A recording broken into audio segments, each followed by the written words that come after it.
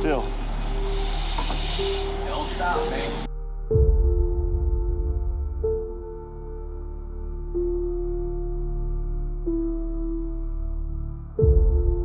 Half of the teens who spend any time on social networking sites in a typical day have seen pictures of kids drunk, passed out, or using drugs on these sites. Even 14% of those teens who spend no time on social networking sites in a typical day have seen such pictures. The total number of 15 to 24-year-olds taking drugs in the United States increased by approximately 42.86% from 2009 to 2024. Therefore, substance abuse has been the most important issue in our nation because of its effects on the current and future generations. For example, approximately 12 million individuals aged 15 to 25 reported using drugs in the past month. Not only the usage of drugs, but the amount of deaths from drugs has grown exponentially. We spend so much on education, and yet we still have the problems with kids getting loaded at school, selling drugs at school, there's weapons on campus. Why has this issue been growing for so long?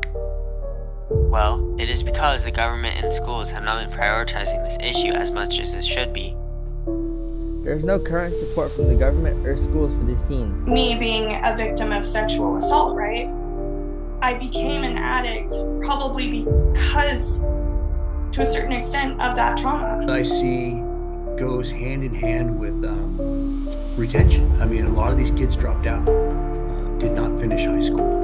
They started making poor decisions, oftentimes, 10th, 11th grade, and started using about that time, usually with, marijuana and alcohol. For substance use, you got a lot of kids that want to fit in. They want, their needs aren't being met in the home by their parents because, people have become more egocentric and self-centered in ways. There are a multitude of reasons as to why teens abuse drugs. Some of them are family trauma, just trauma in general, trying to fit in with their friends, or peer pressure. A study conducted with mice involved two types of water, one laced with heroin or cocaine, and the other with plain tap water. If the mice was isolated and alone, it would tend to drink the drug water. However, if it was put in with other mice with a sense of community, it would only drink the tap water. I eventually found myself in some trouble, and the SRO at our school treated me with disgust. I would say that the government is criminalizing people.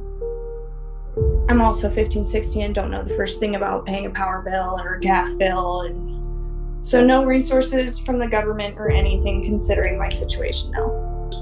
There's political ideologies that are at odds.